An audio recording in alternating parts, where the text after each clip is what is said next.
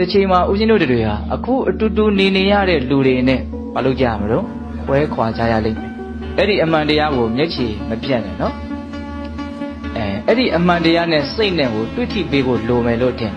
တယ်ကွဲကွာခြင်းဆိုတဲ့အမှန်တရားနဲ့ကိုယ့်ရဲ့စိတ်ကိုတွေ့ပေးဖို့လိုတယ်သူတို့ကတွေ့မပေးဘူးစိတ်ကဒါကြောင့်အဲ့ဒီကိစ္စကိုသိပ်ပြီးတော့ကြွမ်းကျင်ခြင်းမသိဘူးကြွမ်းကျင်ခြင်းမသိတဲ့အခါကျတော့ကွဲလာပြီးခွဲရပြီးခဲ့ဆိုရင်ဘာဖြစ်ကြအောင်တော့ရင်ဘတ်ထူတဲ့လူဟာထူလူတဲ့လူဟာလူအဲ့လိုဖြစ်တာပေါ့ဟုတ်လာ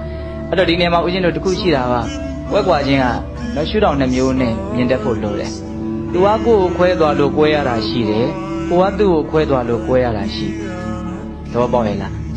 တက္ကမကြီးတွေနော်ကိုကသူ့ကိုသူကကိုယ်ကိုခွဲသွားလို့ကွဲတာလည်းရှိရနော်ကိုကသူ့ကိုခွဲသွားလို့ကွဲတာလည်းရှိတယ်ဘယ်ကွဲကွာခြင်းကပိုအထိနာမလဲဆိုတာကိုဦးဇင်းတို့တွေ့ရတယ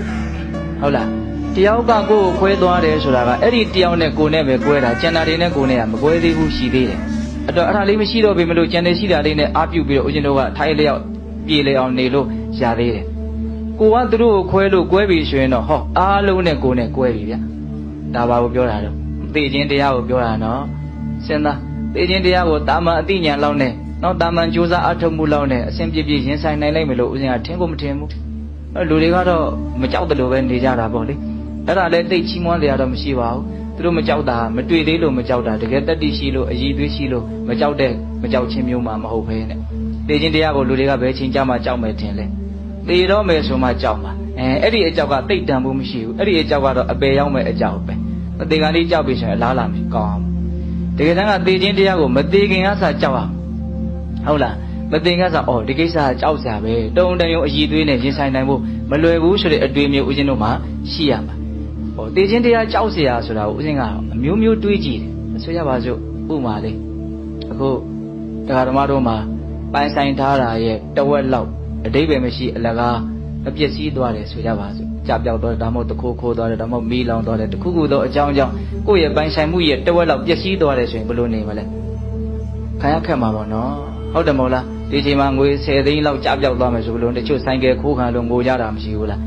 းပိုင်ဆိုင်မှုလေးထိုက်တော့ပျက်စီးသွားလို့ဘာဖြစ်သွားတော့ဆင်းရဲတာပေါ့နော်ဒါတက်မဲ့ပစ္စည်းကိုပြောတာနော်ဟာကိုမိသားစုဝင်တွေကမပြောပါမဆိုပါတယောက်ယောက်လောက်မြန်ပဲ့သွားမယ်ဆိုဘယ်လိုနေမလို့ဘယ်လိုနေမလို့ထောက်တရားမရငိုကြွေးမှာပဲနော်ဟုတ်တယ်မဟုတ်လားဒါပါလေစဉ်းစားကြည့်တစုံတစ်ခုနဲ့တစိမ့်တေသားနဲ့တယောက်ယောက်နဲ့ကိုနဲ့ခွဲရတာရှိသေးတာသေပြီဆိုတဲ့အခါကျတော့တကယ်စဉ်းစားကြည့်ရင်အကုန်လုံးနဲ့ခွဲရတဲ့ကိစ္စပိုင်ဆိုင်မှုအလုံးနဲ့လည်းခွဲရတာပဲပတ်သက်မှုအလုံးနဲ့လည်းခွဲရတာအဲ့တော့ဦးဇင်းတို့တွေကပိုင်ဆိုင်မှုတွေကတဒိဋ္ဌိတာလေးခွဲရတာတော့မခံမရနိုင်ဖြစ်တယ်ဆိုရင်ပိုင်ဆိုင်မှုအလုံးကိုထားခဲ့ရမယ့်အချိန်မှာဘယ်လိုနေမလဲဒါတွေးကြည့်ပေါ့ဟုတ်လားကိုတန်ရောစဉ်ရှိတဲ့ကိုချစ်ရတဲ့လူတယောက်နဲ့ခွဲရတာတော့ကို့မှာအလွန်ထိခိုက်တယ်ဆိုရင်ကိုတန်ရောစဉ်ရှိရတဲ့လူတွေအားလုံးကိုထားခဲ့ရပြီးခွဲရပြီးဆိုတဲ့အနေအထားမျိုးမှာဘယ်လိုနေမလဲဒါစဉ်းစားကြည့်ပေါ့နော်ဒါကြောင့်သိခြင်းတရားကိုမသိခင်တည်းကစဦးဇင်းတို့တွေဟာမလုပ်ဖို့လိုတော့တတ်နိုင်တဲ့မြနားလည်မှုရှိအောင်ကြိုးစားဒါလွယ်တဲ့ကိစ္စမဟုတ်ဘူးဆိုတာဟုတ်လားအဲ့ဒါကိုဦးဇင်းတို့ကသူ့ကိုလွယ်မလွယ်သူကတော့အချိန်ကြရင်စိုက်စိုက်မြိုက်ကိုရောက်လာမှာနော်ဘယ်သူမျက်နာကိုမှမငဲ့ကွက်ဖဲနဲ့ဘာကိုမှမထောက်ထားဖဲနဲ့ပြောရရင်ဦးဇင်းတို့ပြောနေကြစကားလုံးနဲ့ပြောရရင်တတ္တဝါရဲ့ဆန္ဒကိုတိတောင်မတိဘဲနဲ့ရောက်လာမှာပဲဆိုကြပါစို့ကားတစ်စင်းလမ်းပေါ်မှာပြေးနေတယ်ဒါထည့်ထားတဲ့စီရှိသလောက်ပဲပြေးမှာပဲလေစီကုန်တဲ့အချိန်ဘာလုပ်သွားမလို့ရက်သွားမှာနော်စီကုံတဲ့ချိန်ရက်မှာနော်လမ်းလေကောင်ကုံရင်လမ်းလေကောင်ရက်မှာလူကြားတဲ့ကုံရင်လူကြားတဲ့ရက်မှာခကြီးရောက်မရောက်တူတန်လန်းအချိန်နေရာကုံသွားလဲအဲ့ဒီနေရာရက်သွားမှာပဲသူကကားပေါ်ကလူကဘလောက်အရေးကြီးတဲ့ခကြီးနဲ့သွားနေတာငါဒီချိန်ကြီးရက်လို့တော့မတော်ဘူးလို့ကားမှာအဲ့လိုမျိုးငဲ့ညာမှုရှိမလားငါလမ်းဘေးလေးဆင်းရက်မှနော်လမ်းတော်လမ်းလာလေးဒုက္ခရောက်လိုက်မယ်လမ်းပေါ်ကြီးတဲတယ်တော့ငါရက်လို့မတော်ဘူးလို့ကားမှာအဲ့လိုတွေးရှိမလားစီကုံတဲ့အချိန်ရက်သွားမှာပဲအဲ့လိုပဲကျွတ်တို့ဒီခန္ဓာဆိုတဲ့ကားကဘဝပြေးလမ်းပေါ်မှာပြေးနေတာဘာနဲ့ပြေးနေတုံးလို့မင်းကံစိတ်ဥတုအာရအကြောင်းတရား၄ပါးနဲ့ပြေးနေတာအထူးသဖြင့်ကံအရှိန်နဲ့သွားနေတာနော်စိတ်ဥတုအာရရဲ့အကြောင်းတရားတွေလည်းအများကြီးအားကြီးစွာရှိပါတယ်သို့တော့အကြီးဆုံးအကြောင်းတရားတော့ကံတရားပဲနော်ကံအရှိန်ကုန်တဲ့အချိန်မှာကျန်တာတွေအကုန်ရှိနေလဲရက်မှာဟုတ်လားစောစောမှအာဟာရထည့်ထားတယ်မစားတော့ပြီးကြလားတချို့သေးသွားတာမရှိဘူးလာ